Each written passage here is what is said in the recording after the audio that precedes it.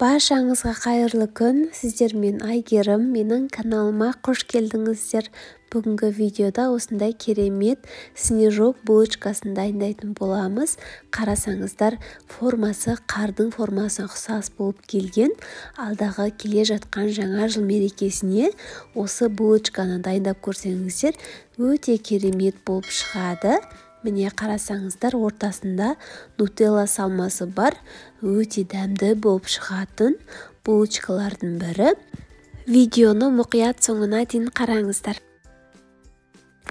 Ең алдымен ыдысқа жылы сүтімізді құямыз. Оның үстінен бөлме температурасында еріп тұрған сары майды салып, жақсылап ерігенше араластырып аламыз.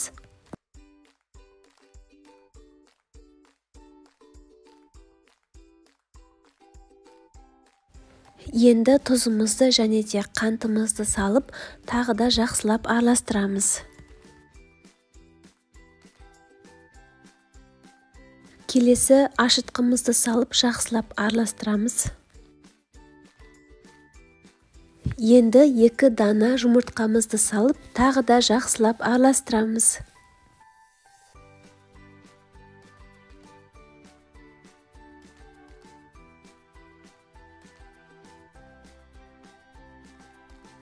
Келесі ұнымыздың жарты бөлігін салып, шанышқының көмегімен осылай араластырып отырып, қамырымызды илейміз.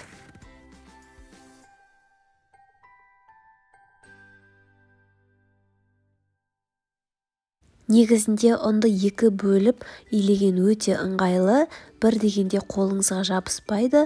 Осылайдан екінші бөлігін салған кезде қолымызбен жақсылап илеп аламыз. Енді үстелдің үстіне қамырымызды қойып, осылай видеода көрсетілгендей етіп, жұмсақ қамыр илейміз. Міне қыздар, бізде қолға жабыспайтын жұмсақ қамыр иленді. Енді бетін жауып, жарты сағатқа көтерілгенше қойып қоямыз. Міне біздің қамырымыз әдемі болып көтеріліп шықты. Енді осындай сопақша формаға келтіріп, видеода көріп тұрғандарыңыздай көз мөлшермен 4 бөлікке бөліп аламыз.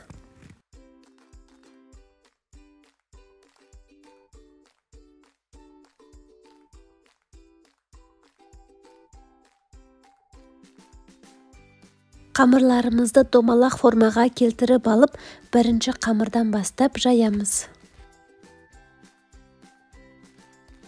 Қамырымыздың диаметрі 24-26 қылып жайсаңыздар болады.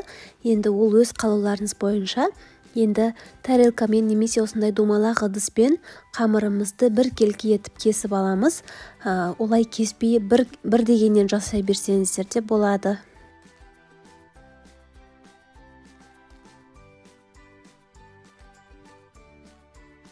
Міне кесіп дайындап алдық. Енді қолымызбен ақырын алып, пергамент қағазына орналастырамыз. Енді бізге салмасына нутелла қажет болады. Ең кіші банкасындағы түрі бізге жеткілікті болады. Осылай қасықпен барлық жағына жеткілікті етіп жағып шығамыз. Енді салмасы қалауларыңыз бойынша кәдімгі повидламен немесе кәдімгі макпен жасай берсеңіздер де болады.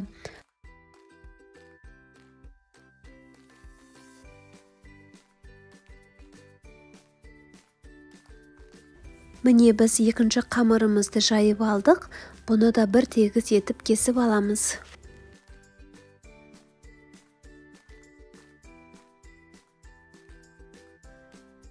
Енді қолымызбен ақырын алып, жағылған нутелланың үстіне осы қамырды ақырын қоямыз.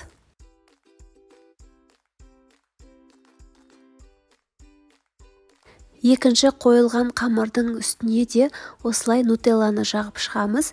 Яғни әр слой сайын біз салмасын жағып отыруымыз керек.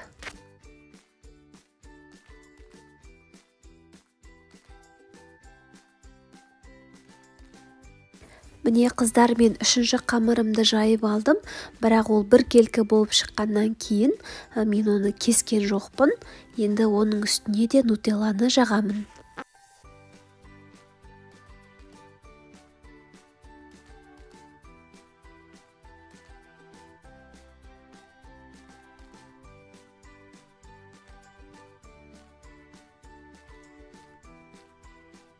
Енді қыздар ең соңғы 4-ші қамырымызды жайып дайындап алдық. Оны да осылардың үстіне ақырын қойып шығамыз. 4-ші қамырдан кейін біз ешқандай салмасын салмаймыз. Енді дәл ортасына осындай домалақ пішінді стаканды қоямыз. Енді пышақтың көмегімен осы пирогты 4 бөлікке осылай пышақтың ізін қалдырып отырып 4 бөлікке көз мөлшермен бөліп аламыз. Пышақты бастырып отырып белгіленген жерлерді кесіп аламыз. Енді жаңағы 4 бөліктің бір бөлігін осылай видеода көріп тұрғандарыңыздай тағы да 4 бөлікке бөлеміз. Міне қыздар, біз барлығын кесіп дайындап алдық. Енді осылай екеуден бөліп отырып, пирогты осы кесілген жерін сыртына қарай айналдырамыз. Міне біріншісін айландырдық. Енді екінші рет тағы да айландырамыз. Енді үшінші бөлігін осылай біріктіреміз.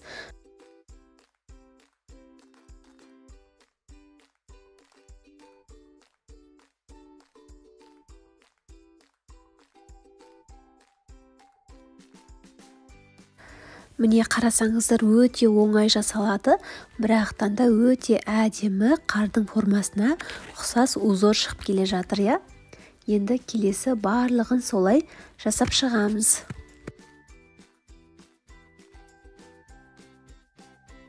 Міне қыздар, қарасаңыздар, біздің қардың формасы өте әдемі болып шықты. Енді ақырын алып формамызға орналастырамыз.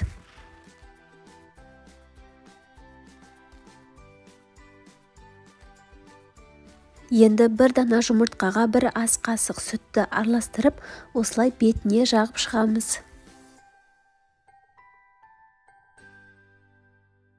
Енді алдын ала қызып тұрған пеште 200 градуста беті қызарғанша пісіріп аламыз. Міне булочкаларымыз өте әдемі болып пісіп шықты. Құрметті қыз-келіншектер, астындағы подписаться батырмасын басып, менің каналыма тіркелуді ұмытпаңыздар.